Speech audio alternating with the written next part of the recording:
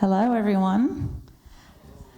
I'm glad to be here. My name is Natalie Gaddotti, and I'm going to moderate this great session today. So welcome to another awesome session of the Six Bridges Book Festival. I don't know if you've been to other sessions, but I know this one is going to be great. I already did another event with Sam today, and we had a great discussion, so I'm looking forward to another one. So let me just tell you a few quick details about Sam Quinones, and also just to let you know he has a wonderful website that has a whole bunch more on his bio that you should definitely read, but I want to leave, Sam and I agreed we'd leave plenty of time for good discussion. So Sam is a journalist of 35 years. He's a freelance journalist.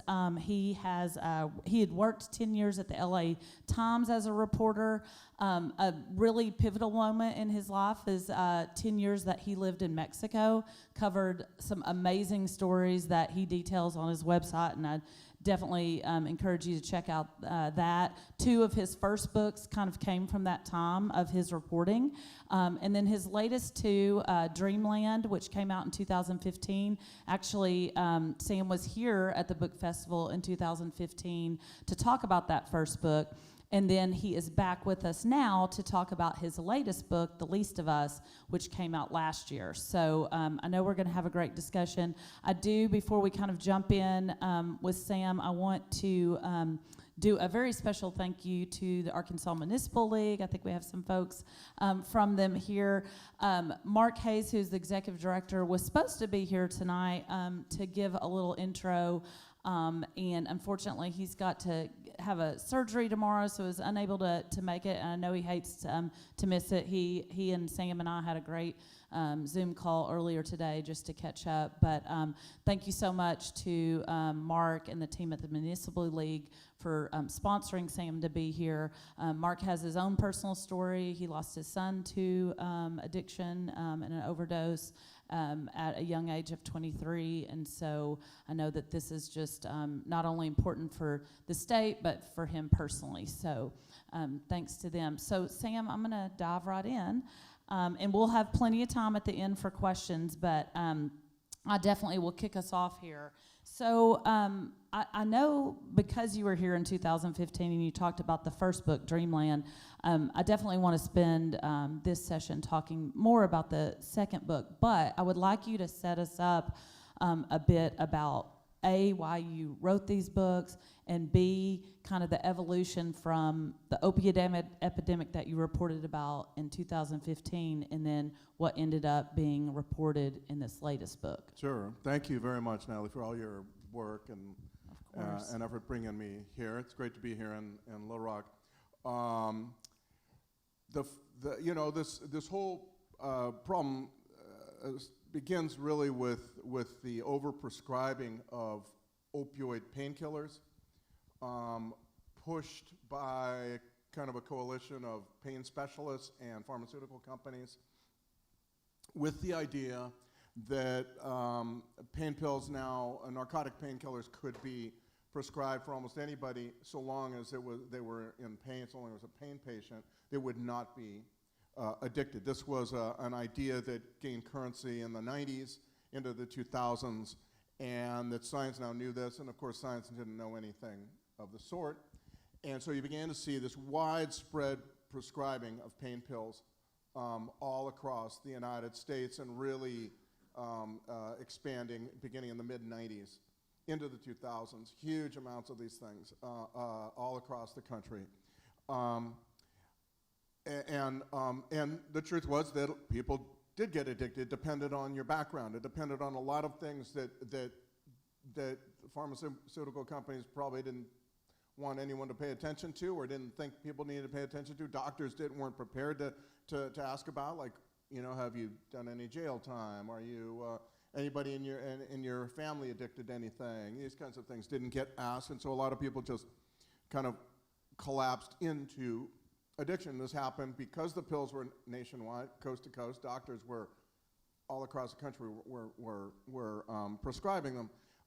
The addiction spread coast to coast as well.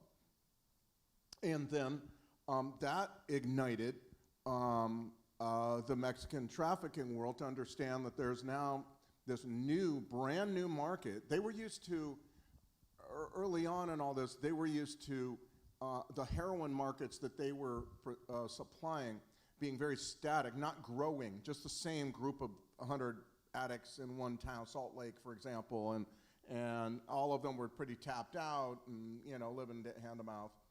And now all of a sudden there was this brand new clientele, brand new, a lot of money, and also just the numbers were just staggering.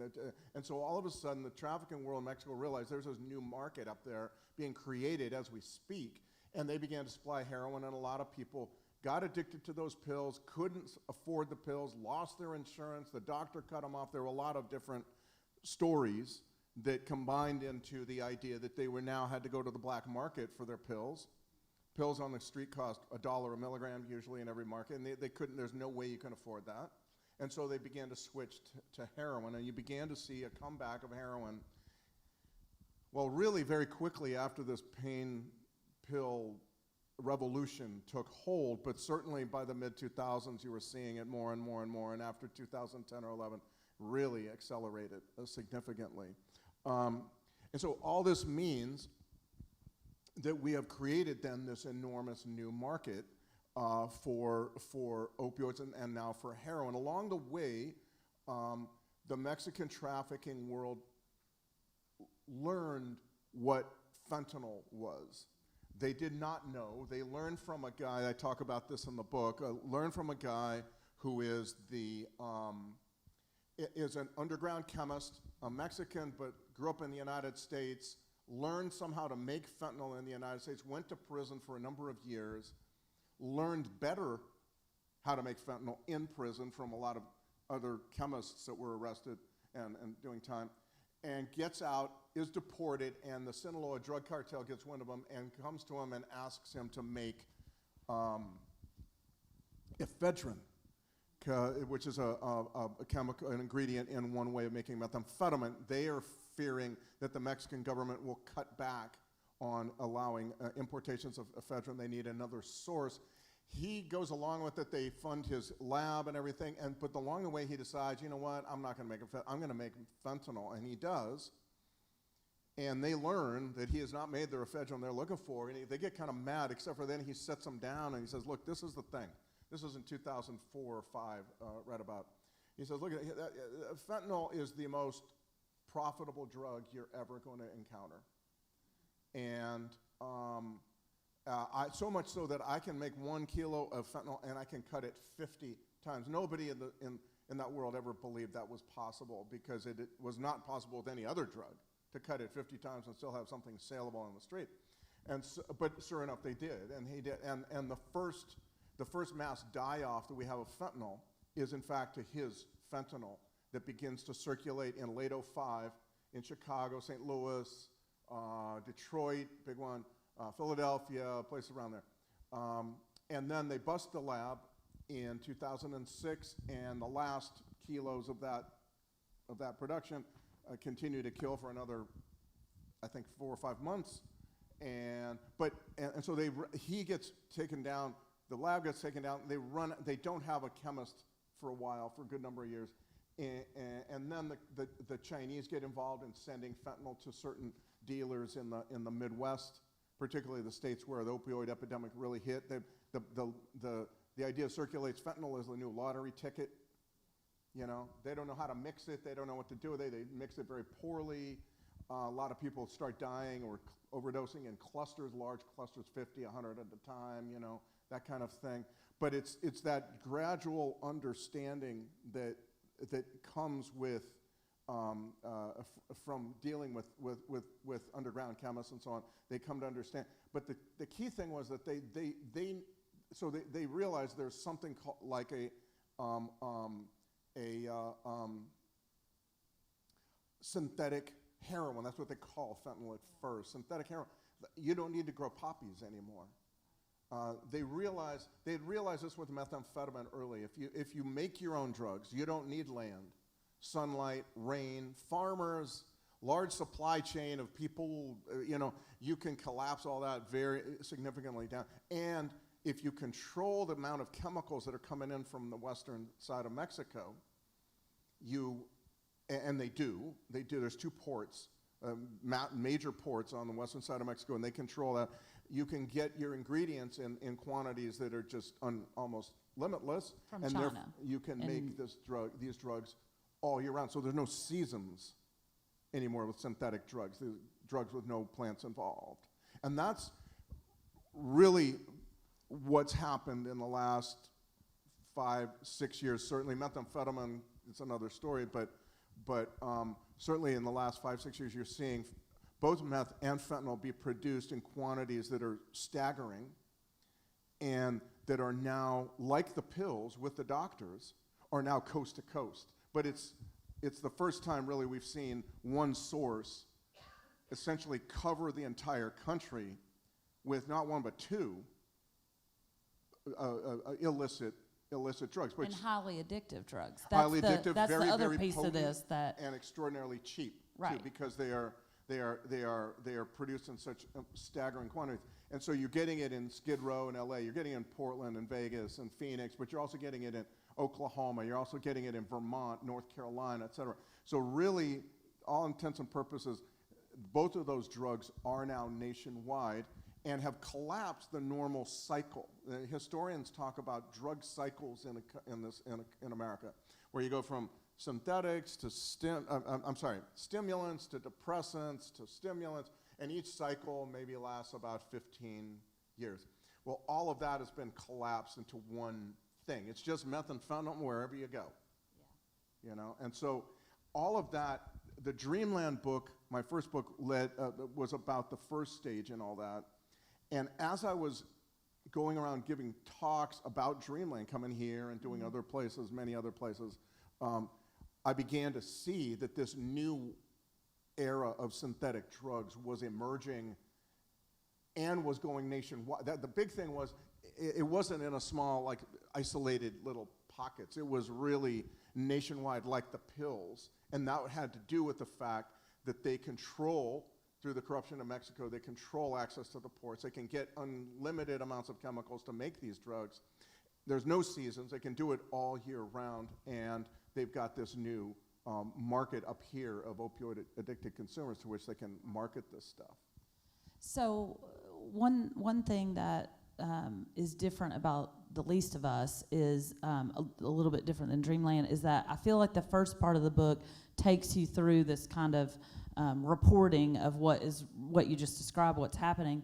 But then the last half is really these very personal stories, testimonials, people that you went out and interviewed and sat with. And you know, I know you've said in other interviews, and we've talked prior to this, that you wrote that book to help tell some of those stories, to help shed the light on this, to help make it where people aren't hiding out talking about addiction, that they're open and talking about it. So talk to me about that piece of it. Sure. So with Dreamland, I came to the conclusion, having done it, that part of the story was about drug marketing and heroin marketing, and I wrote about each side of those, this Purdue Pharma and these guys from Mexico who had this method of selling black tar heroin like pizza almost. And that's true. That's part of the story. But along the way, I became really intrigued by the idea that there was bigger than that. It was about what we had done, that this was about our own destruction of community in very fundamental ways in this country for at least 40 years, in my opinion. And that also it was rooted, too, in our desire for magic answers to very complicated problems. So what's the complicated problem is human pain originating in the central nervous system of the brain.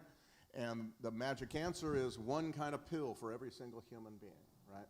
And that got us into this as well. So as I got into The Least of Us, I began to want to write about that. I wanted to write about, I came to the conclusion, I think along the way, that I wanted to write about people involved in the smallest, least sexy, least noticed way in repairing or strengthening or rebuilding community.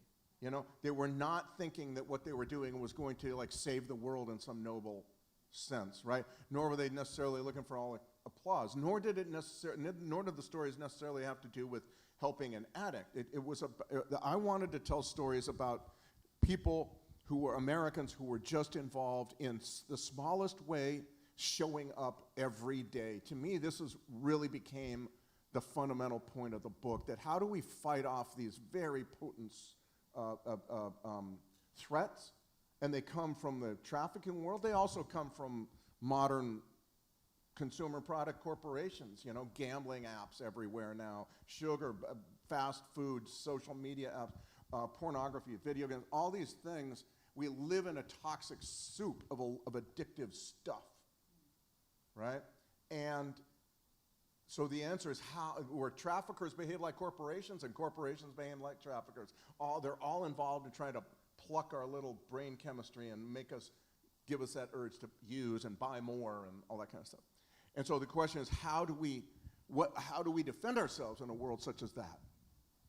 And my feeling was that we work in small ways together with each other, going back to what we've gotten away from mightily in this country, which is a kind of a community approach to improving a street or a park or small work, daily work. That is how you achieve social change that lasts, that doesn't have lots of unintended consequences. Is that small work? It's working with other people, regardless of the political differences you may have, religious difference, whatever it is, racial difference you might have. All of that it's about finding a way forward through small daily work. And so I told stories of people. I just tried to find stories of people like that, thinking that maybe the medium was the message. People would understand that this is what. For example, there's a story in the book about a guy named Bird in Muncie, Indiana, in a neighborhood, South Muncie, that actually was a center of these massive transmission factories that made Muncie the transmission capital of America, at least, maybe the world. But as time went on, those things began to fade, lose workers, lay people off. They were sold here again and again, and finally they come close. Along the line comes the real estate bubble bursting, and then you get the opioid thing. The city leaders decide that they can no longer keep 3 city community centers open, one of which is right across the street from Bird's house. He had worked there in that community center. And so, in fact, the city leaders close that community center and think, okay, we're done, except for that Bird keeps the key. Right? And so as things get bad and as this neighborhood undergoes a significant amount of economic and drug-induced stress, he ends up acting like a community center unto himself. The kids coming out, he opens a community center without the city leaders knowing anything about this. He's the one who replaces the toilet paper. He's the one who replaces the light bulbs. He's the one who mows the lawn outside, which is a big lawn, knows how to operate the lawnmower, which is a big kind of thing, big thing. And for a number of years, 4 or 5 years, I think it must have been, Bird is the community center unto himself, shepherding this neighborhood through its most stressful time, meth labs going up in flames, and I was like, and so it was that kind of story. It's a story of a woman who was volunteering in a jail, sees that a number of, pretty much everybody she tutors has tattoos, like here, or face, or hands, or whatever. Her husband has died, leaves her, she's a retiree from corporate America, fairly well off. Her husband leaves her a lot of money, life insurance money when he dies, and she uses that money to buy a laser tattoo removal machine, forms a nonprofit, and begins to remove the tattoos of people who otherwise, those tattoos are just one way of one obstacle to you and reintegrating into anything like productive society, So it was these kinds of stories that I thought were so important, not necessarily to say like everybody needs to go out and buy a tattoo removal machine. It was more to say, this is the kind of work, daily work, that gets us moving forward at a local level that means something, that doesn't come with, as I said, lots of unintended consequences. It's something that moves people forward. It shows people that this is what is this is how we deal with. It's right in front of you. I mean, Yes. yeah, because one thing I thought when I was reading those stories is there's not anything that you feel helpless. I can't do anything about cartels. I can't do anything about big pharma. But what is right in front of me in my community? And that's what was so powerful about those stories. Excellent point. That's exactly right. It's like I've talked to, for example, it's a little humbling, and I try not to get too big for my britches on this stuff, but people would say, well, how do we do that? What do we do? And I'm like, churches have asked me that. And I'm like, well, we've got all these kids, and the foster care system is so overwhelmed and all this kind of stuff. And I say, well, thinking in this way, I say, well, instead of trying to fix the entire foster care system, how about just adopting one family or a few siblings, and have your church make sure that those siblings have what they need, have the solid grounding, the family that they need, the schooling that they need, go to school with clean clothes, which is sometimes a major thing, get the dental care that they need. It's like the small stuff, taking it like little bits. Now people, and without looking to save the world, without thinking like, okay, this is my I'm going to show everybody how virtuous I am for, no. That I think that is a distraction, it feels to me like. And so I felt that it's like the small stuff that you can work on.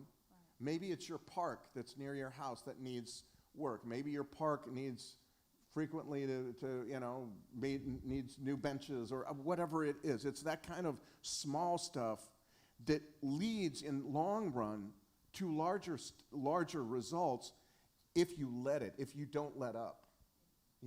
So that's how I feel about that. I love that. Another story that's in there that I wanted to make sure to talk about is a little bit more on a larger scale of a city or a county or a community doing something, which is how you've seen jail time change, and the example from Kentucky. And I would love for you to talk about that and kind of give your insights into what communities could do around that. Yeah, and a lot of this grew from my reporting, which found that a couple of things. First of all, that fentanyl on the street, illicit fentanyl. By the way, fentanyl is a magnificent drug. It's used in surgery, it's used in anesthesia, and it's very, very effective, and it's a wonderful drug, has revolutionized surgery, and when used in the surgical setting, it's fantastic. It's quite the opposite when used on the street, when it's operating on the street. So fentanyl very clearly kills people quicker than any drug we've ever seen. Very quickly. And I also began to write about the story of methamphetamine. Methamphetamine, for reasons we can go into, has very different from the methamphetamine you may remember in Arkansas a while back, of people making it in their barns or in their motel rooms or whatever. The methamphetamine of today, made in Mexico, for a lot of reasons we can get into, is a extraordinarily deranging drug. Brings with it schizophrenic symptoms of schizophrenia, horrible delusions, and an inability to function, and very quickly leads to homelessness, very quickly leads to tent encampments and all this kind of stuff. And what I began to find was that these drugs, together or alone, but certainly together, combine to keep people mired to the street. Even coming to people and saying, temperature's about to hit lethal levels here. Would you like this? Would you like treatment? Can I offer you how? And you find very commonly, all across the country, people are met with no. No, I'm fine here. You're fine. You're pimped out here. You're beaten here. There's like horribly unsanitary conditions. How could it be that you're fine? Well, it's because the drug has taken control, and all drugs of abuse do this. Alcohol does it too.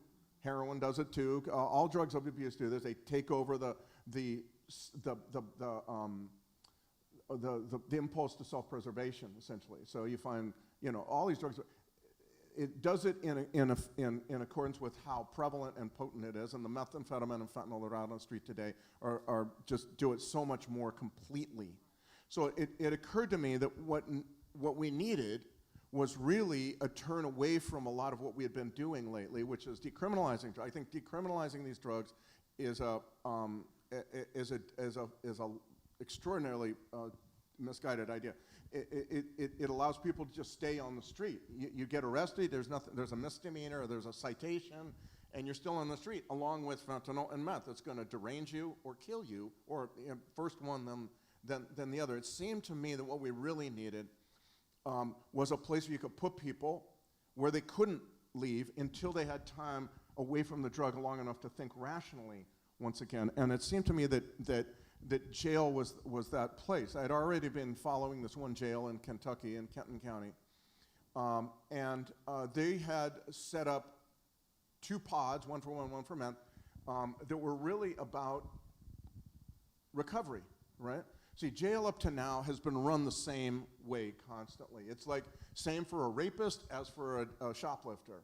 You know, you go in there and you sit and you watch Judge Judy and you gamble, you play poker, you compare crime stories, and you do nothing positive. It's just a kind of a vegetative experience, you know, and yet this jail was turning it into a place where people were actively involved in recovery. It was no longer this place where you just sat there and played poker all day long, or slept, actually.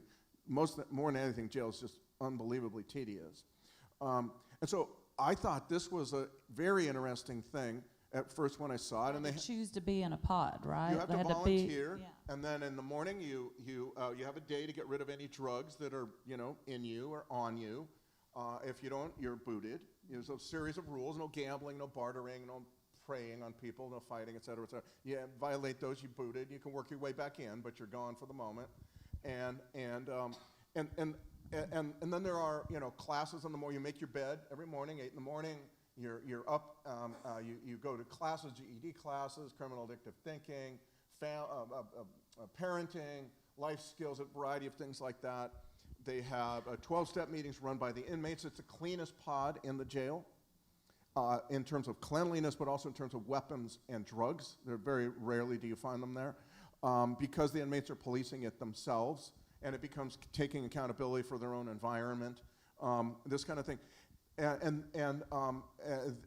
They have a social worker signing them for Medicaid, so when they leave, which is a radical thing in itself. When was the last time you saw a jailer care about what happens when a person leaves? Right. Now you get person on Medicaid, you get people with dental insurance, which is huge for recovery. You need new dental work frequently.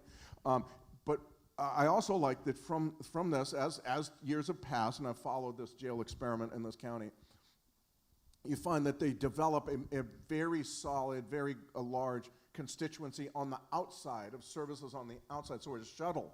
When you're leaving the jail, you're shuttled not to downtown where you can meet your buddies, or on the bus, take the bus and meet your buddies, get using again, to a nonprofit. The nonprofit has totally transformed its mission, done a complete 180, and is now all set up to handle all these people who are leaving this pod, setting them up with, you know, clothes. Because if you're arrested, let's say you're arrested off the street in August, all emaciated and everything, you spend 6 months eating those jailhouse carbs, all of a sudden you get out in February, you don't fit those clothes and you need new clothes anyway. Eyeglasses, the tattoo removal services there as well. 12-step meetings, you get services as, you also get, the university is training people in the jail in how to work in help desks, telephone help desks. The food service director of the jail trains people in ServSafe, which is the restaurant industry's food handling protocol. All of this is a way of saying that this experiment in jail, this one little pod, attempting to find a new role for part of jail. Again, this is not people accused of murder and rape. This is people whose main issue is, but it also depends on, and this is where I think a lot of places in the country have kind of taken a turn that I think is very, very dangerous and very damaging to the people they're trying to serve, and that is it depends on an arrest. You have to arrest people for things like needles. Yeah. That needle oh, it's such a small thing. It's a minor thing. It's a non-violent crime and all that. Yeah, yeah. But what is behind that needle with meth and fentanyl on the street? That is a towering, menacing threat to that person and probably to other people. If that person is dealing, that person is selling stuff with fentanyl in it, that person is probably selling to support his own habit, which for some people is like, well, that's enough. We shouldn't arrest him then. Well, that person's selling stuff that's going to kill somebody, so you have to do something about it. And so you bring him in off the street. He can't leave. That's the main thing. You can't leave until you have that time away. And that doesn't mean that everybody will respond the same way, but a lot of people do. They respond with like, thank God I've got a break. Thank God I don't have this demon right here in my ear. You know what I mean? And so at that point, he's got that break. He's detoxed. He's got that break. And then he's got this opportunity to go into recovery, not just sit around, play poker and watch Judge Judy, but recovery, actively working on the things that he needs to work on. And then there's this system on the outside that continues. Right. And all of this is essential. It's not just essential to change jail. If you don't have anything on the outside, those folks are just gonna, flounder. Well, and that leads me to my next question is the very real tie between everything you've just talked about and what's happening in the drug crisis to homelessness and the huge problem that our country's facing. And here in Arkansas, we hear a lot of what's happening on the West Coast, and we hear tent camps in the middle of LA and all this stuff. And I think people here in the heartland think, oh, well, that's out there. But it's not, and it's coming, or if it's not already here. The reason it's here too Yeah. is because those drugs are here too. Correct. Okay, these are areas. Now in Los Angeles, it's a very how shall I put this? It's a very tough sell to say that drugs are causing homelessness. I don't understand why it is, but it is. It's all about affordable housing, supposedly. That's why people are homeless. But you've been reporting on that this summer, and you saw it with your own eyes, right? That's the issue, right? The thing is, and there's 3 chapters in my book about this small town, a Rust Belt town in West Virginia, where I guarantee you there are no rising housing costs or affordable housing issues, where the meth comes in, and pretty soon everybody's wandering homeless in the streets, screaming at demons, stripping the houses of copper and all the other stuff. Yeah. And so what I've found is that I've written a few things about this one in the book. Then there was excerpted in the Atlantic Monthly, the whole meth story, and I recently wrote a story about Skid Row in LA, where the meth is another prominent actor in all this, because it's such a delusion-inducing drug now, and paranoia, and it just takes people and spins them way, way out of control, unlike the ephedrine meth of years ago and so on. It also has added and been a major driving force, I put it that way. Not the only one, I'm sure, but certainly a major driving force in the homelessness and the encampments. But you're seeing them now. I mean, there's encampments in southern Indiana, yeah. Rural Indiana I've been to. You're seeing it again in West Virginia, places all over the country you see this. Not every place in the country, but certainly it's been exacerbated, if not also created, by this, I think especially by this methamphetamine that takes people out of their minds. For example, Boston, I spoke with a guy there, and longtime addict, took me on a tour of Boston when I went there. Boston has had high housing and rising housing costs for years, but never had any tent encampments until methamphetamine showed up in 2000. This methamphetamine showed up in 2019, and then it was just like Skid Row, LA. It just looked like Skid Row to me, what they had there. The same is true of many other places where you get these. Sometimes they're not as big as the encampments in LA, but certainly they are there, and they're there because for a couple reasons. First of all, people encampments are like one big Cheers bar, right, where everybody knows your nickname and will rip you off blind, but they're all friendly. It's like a partly a jungle and partly attempting to be some kind of community, but it's all based on methamphetamine primarily. And now, of course, it's very difficult to separate meth and fentanyl now. They're all kind of connected. But that's why those tent encampments to me are almost like meth colonies to me. What they say is all these people, particularly in this part of the country where, like in LA, the temperatures rarely get, they get lethal because it gets cold in LA, but it's not like snowing or anything, you know. And so the tent encampments are really display cases for how these drugs are so thoroughly and masterfully hijacking our basic instincts for survival when people start using those drugs. And so you see people saying constantly. I talked to one guy who I've gotten to know fairly well, and he's a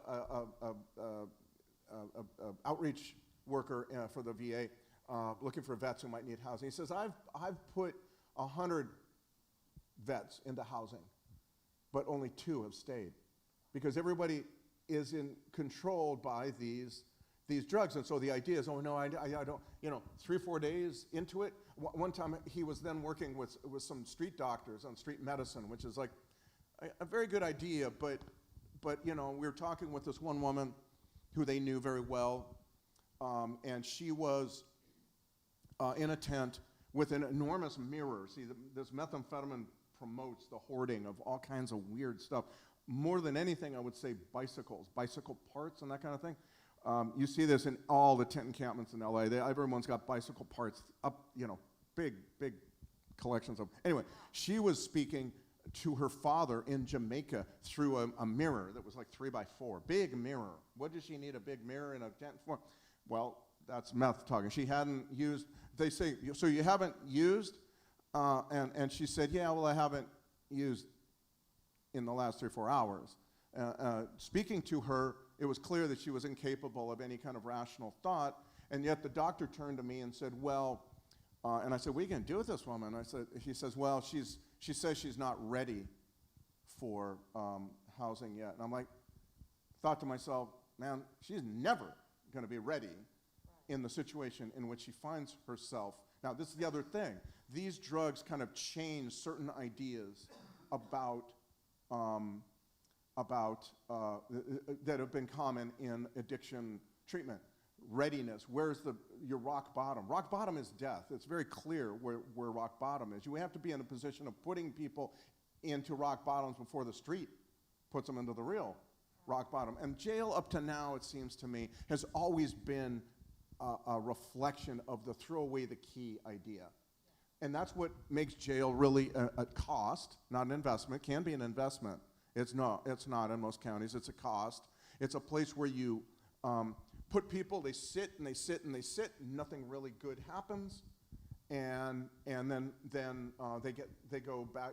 So I think the idea of putting investment into making a jail a place where people can go, can't leave, like they could with this friend of mine who was putting these guys into treatment and housing, and then they would abandon ship, within a few days or a week or what have you, and go back to a place that is clearly going to kill them, or if they drive them mad first and then kill them.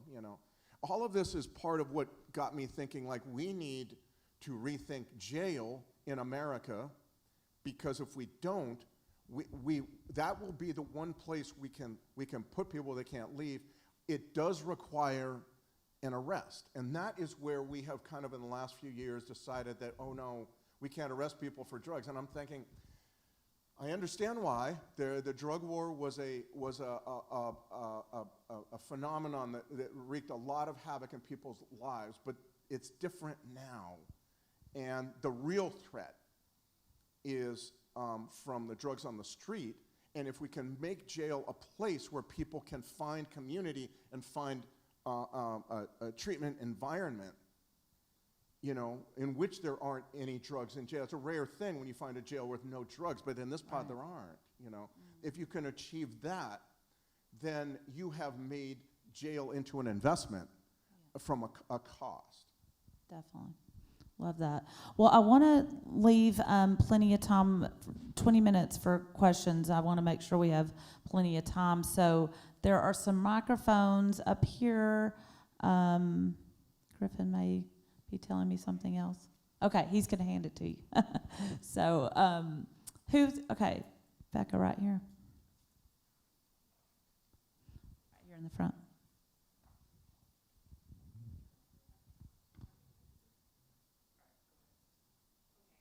So I heard you earlier today speaking at Rotary, and now I'm hearing you tonight, and all great stories and information. But my question is, earlier today you were talking about fentanyl, and you mentioned it a little bit earlier, where you were talking about how it's a good drug in surgery and in a surgical medical setting when it's supervised and doing what it was intended to do and help with those kinds of things. And hearing you talk about jail and arrest as a solution and whatnot, I kind of come back to the thought I had earlier today, which was, what is the take on the medical community with your books? You know, how many people have you talked to in the health community? Because does it really require an arrest to have people understand that this is also a health and mental health crisis? And what is being done on that front? And are people even willing to talk to you? Because something you said earlier today, and I couldn't even pinpoint what it was, made me think that this is something that somehow, when you're as a journalist and a reporter and an author, that you probably run across a lot of people in the medical community. And are they actually really talking about this? And what do they say? Or are they just saying, well, fentanyl's a good drug, it has a bad name in certain circles, but it's, good for us in surgery or whatever? What are they actually saying about this crisis that we're in? I mean, what do people in doctors and so on are saying about this, or psychiatrists? Or? All of that. What is the healthcare industry response to this clear health crisis that we're in? That's a good question. I'm not sure I know that's a very broad question, I would say, though, that I think what this epidemic is showing us is that mental illness and addiction are like this. There's always entwined, and the idea that we could kind of separate them out, as we have physically. I mean, in many counties you see addiction services buildings there, mental health is over there, the homeless service is there, and the jail's over here. You know what I mean? It's like they're all, we think of these things as separate. I don't believe, in many, many cases, I don't believe they are. What starts it? It's hard to say. It depends. There's individual stories, and you would have to know that individual's story. It could be that person started using methamphetamine and went mentally ill, and now is living in a tent. Could be that person had a surgery, couldn't afford it, got booted to the street because couldn't afford the rent, and then began using meth and went, could be, and there's many, many issues. My feeling is that once you make these small movements towards some larger goal, like finding ways of using jail in a way that we've never thought of before, but is being done at the moment.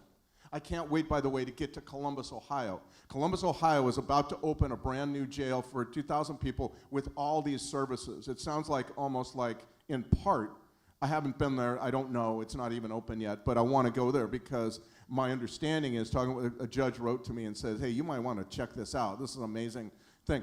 Is that it's one of those jails that is kind of looking towards the future of what it can be as an investment in people's sobriety and, I think, mental health. If you buy the idea, though, as I do, that a lot of mental health is created by homelessness, but also drug addiction or some combination of those, then the idea of being off the street, away from drugs, is only a good thing. Now, that does not mean that it is a solution for all mental illness, but it does. That's the point. We're not looking for one thing that cures all our issues, right? We're looking for using the tools that we have. And my opinion is that law enforcement has enormous leverage to apply to people to push them into treatment. It's a very healthy thing.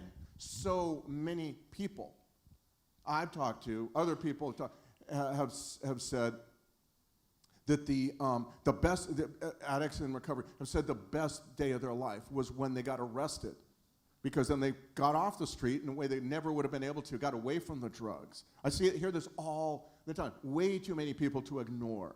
And so when you have that leverage, I think in many parts of the country, they're simply like turning away from it, as if to use that leverage would be to return to the war on drugs. But the problem with the war on drugs was not that we used law enforcement.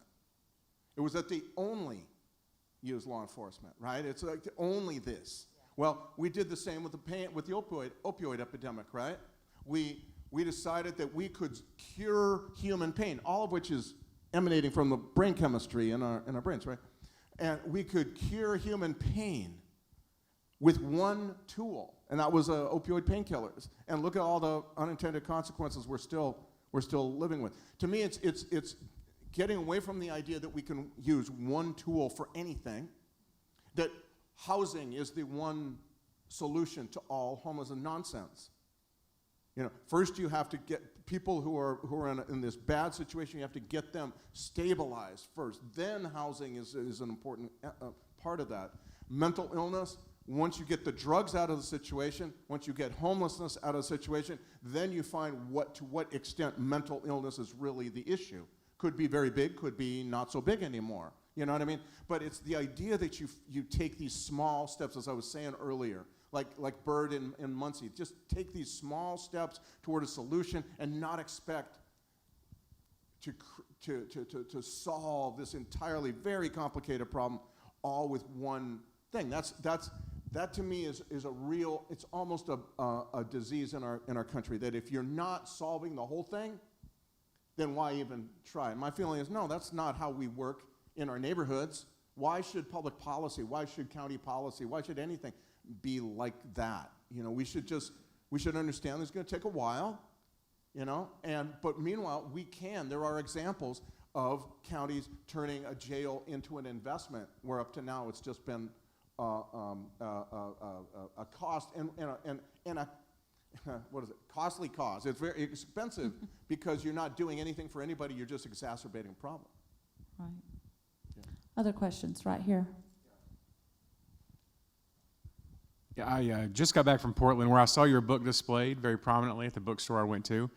And Portland, of course, as I understand it, has decriminalized small amounts of heroin, methamphetamine, so on and so forth. I'm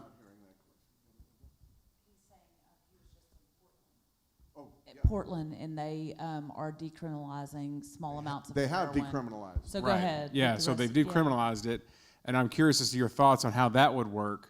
Well, let me say, I haven't been to Oregon recently, although I've been to Oregon many a time. I'm going there actually speaking at Oregon State University in about, when is it going to be, 3 weeks, something like that.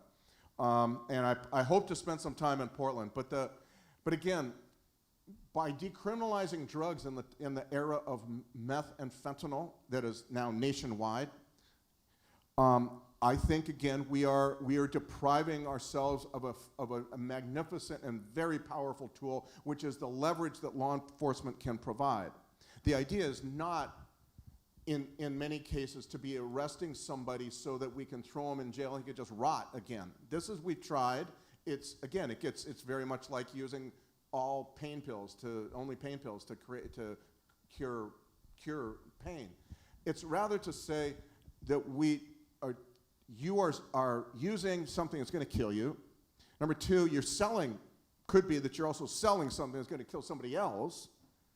And neither situation is really optimal. And you're also living in a tent encampment that is creating all kinds of festering sores and it seems to me that we need to use that leverage of law enforcement to get somebody thinking off the street where he can't leave and thinking about how his life is actually going.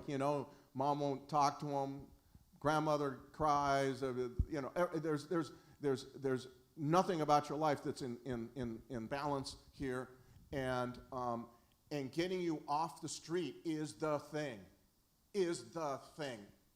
You've got to get people, because these drugs are so prevalent and they are so potent. And you were telling me earlier today, you gave an example of, back in the day, a heroin addict may need 2 to 3 times a day. Fentanyl is 6 and 7 times a day. That's the beauty of fentanyl to a trafficker, to a dealer. Fentanyl is a magnificent anesthetic because it takes you in and out of anesthesia very quickly. Boom, boom, like that. And I've had it, fentanyl, many of you have had fentanyl, whether you knew it or not, and it's magnificent anesthetic. And I remember that. Very quickly after my operation, I was lucid and talking, and that's fentanyl, and it's great. The problem is when it gets translated to the street, you have then addicts having to use over and over all day long because it doesn't last long enough to keep the dope sickness away for long. It's always within a few hours of hitting you again. The beast is always kind of right there. Where with heroin, it's two or three times a day you could use and you'll be okay. And I mean okay in quotations, right? You're not going to be consumed by the dope sickness. But that makes it a magnificent drug from a trafficker's perspective or a dealer's perspective because you got to use all the time, much more than you had to use with heroin. I was mentioning earlier that I spoke with had actually emailed and phone call, and then we met in person, a guy who was an addict in Maine. He was addicted to heroin, and then the heroin stopped coming, and there was just fentanyl, and he became addicted to fentanyl. And he said, I used to use heroin twice a day most of the time, and with fentanyl it was 6 times a day, 5, 6 times a day, something like that, because it was always, the dope sickness was always there, you know? And I think that this is the problem with decriminalizing drugs. I think they're finding, particularly the way they decided to do it up there was just been, you know, that what you get is you get arrested or stopped or whatever they call it, cited, and they don't do anything they give you a piece of paper with an 800 number where you can call to get treatment. And they found that the number of people actually calling that 800 number is like 1%, or I'm not sure, I haven't done the reporting on it, but the idea is, this is another idea that I think is really fallacious because I am a journalist and I know it to be so, and that is that we're not going to deal with the small dealers or the small people, the small cases. We're going to go after the big people. Well, any journalist, and I can tell you very clearly, any journalist knows that the big stories come from the small stuff, come from knowing something really well. And that my last book, Dreamland, came from me knowing certain facts that black tar heroin up to that point had never crossed the Mississippi River, that black tar heroin was only made in Mexico, that West Virginia was not a state with lots of Mexicans. And so when I heard that there were people selling black tar heroin and people were dying of overdoses to black tar heroin in Huntington, West Virginia, it made me think, like, in a small story that nobody except for people in that town followed, it made me think, like, holy crap, that's huge. I've got to figure out what that story is. Why is there any heroin at all? And this was before I knew anything about the opioid thing. It was just when I was beginning. You start with small stuff always. It leads to the big stories. It leads to the big cases. You can't just decide, I'm going to go after the big cases. You can, but really it starts with this guy who knows this guy, who has heard about that guy, who then takes you here. That's how you make great, important, I think, my feeling. I've not been in law enforcement, but that's and my I feeling. agree, your of how books you are make big written cases. like that. I mean, Yes. Dreamland and Least of Us, it's like building on these small things that you reported and you saw, and then you're piecing them together. And if you look at things out there about Sam's, these 2 books in particular, a lot of reviews have said how, you know, amazingly he pieces this story together of these little things that are happening, which really is true. We probably have time for one more question. Is there another question out here? Great, right there. So mine's not a question, but I'm a person in long-term recovery who is a returning citizen who has successfully re-entered society post-incarceration. And I found that long-term recovery through law enforcement intervention. And the jails that you were talking about, we're very familiar with them in Arkansas. We actually have 7 that have full recovery programs in them. Our first recovery program in the jail we did turn into an investment. It went from just an astronomical burden and cost on the community to that county jail, saving the community $274,000 through one recovery person's salary at that jail. And that successful recovery program led the funding source that would open up the 6 additional jails. And the only reason we don't have more is, we're only allocated a certain amount of funding from grants for recovery. But we have several jails and sheriffs across Arkansas that request us to come and do technical assistance to help them develop recovery programs. And so I think everything that you hit on is extremely vital, right? We cannot remove law enforcement. I know thousands of people across America. I can pick up my phone and contact the leading advocates in the nation at the drop of a dime, and the majority of us found our recovery through law enforcement intervention. And the only thing I didn't hear you talk about was the importance of recovery housing, right? That safe, sober place when we return to society from incarceration with a new mindset. We have to have a safe place to live and learn how to recover. But So that's thank part you. that's part of the continuum of care that has to be established on the outside. Yes, the housing, the gradations of housing. In fact, there's the way it's done now under the model that's I think is in effect in places like Portland and LA, is that the idea we're going to take you from your tent and put you into housing because all homelessness is caused by affordable housing. That's the idea. And I'm like, well, and what you're finding now in LA, I know this for a fact, in LA, there's the federal government has given out emergency housing vouchers for people like that but very few landlords will take them anymore because too many stories have circulated of people being taken from the street, really with no stabilization, with no gradation of continuum of care, is what I mean, the kind of housing you're talking about, and maybe even a couple of levels of those, maybe 3 levels of this housing even, and finally ending up with permanent supportive housing. That is where that kind of housing would be very valuable, but not where you just take someone and you just pluck them and you just put them right there. And it's like my friend who was saying, talking with that woman in the housing in the tent, talking in the mirror. He texted me a month later. He says, "You're not going to believe it. She opted into treatment." And I'm like, "Wow, I thought she'd be dead by now." And then a week later, she said, "Oh well, she decided to leave."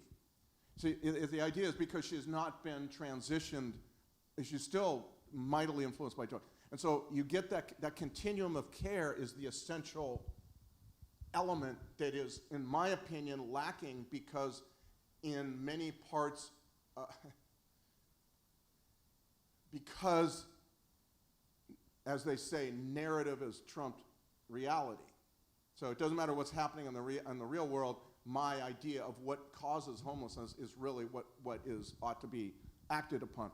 And so what you're finding is many landlords in the Los Angeles County are not accepting those emergency housing vouchers because they are assuming, with some correctly in many cases, that these are folks who are right off the street. I had a woman who lives near me in Los Angeles area, bought a house, put $100,000 into refurbishing it, and thought she was, and wanted to be part of the solution.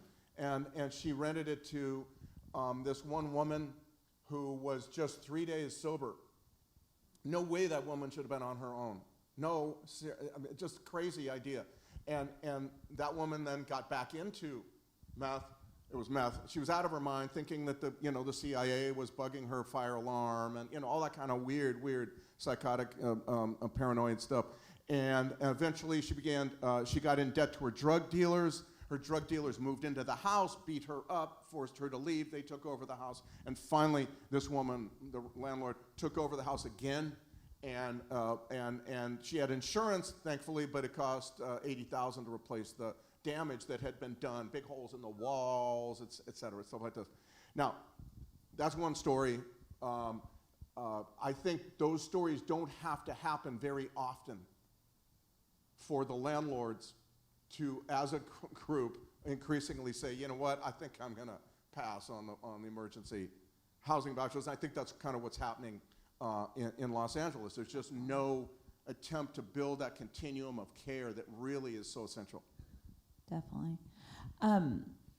So we're right at time, but I'm going to remind everybody that Sam is going to go right back here, and his books are on sale. He's going to sign them for anybody that wants signed copies, and he will definitely, I know, will stick around and answer some questions. But I thought I would leave you with this. I actually said this today in another speaking engagement, but it was something that I heard from Sam's NPR interview last year when The Least of Us had just first come out, and it really spoke to me when I heard that segment, and it's why I bought his 2 books immediately and read them. But Sam, you said, I came upon this idea that perhaps what this epidemic was teaching us was something that perhaps as a society or culture we'd gotten away from, which was that we need to attend to the most vulnerable, that we are only as strong as the least of us. We're only as strong as that addict eating from the trash. And that seemed a powerful idea, because I believe the root of the opiate epidemic, and really an addiction epidemic, is our own isolation. So I thought that was amazing, and Thank it really you. spoke to me. Thank you so much, Sam. My pleasure. Thanks very much. Thanks for coming to Thank Little you Rock. all. Appreciate it. Happy to meet you later. Thank you.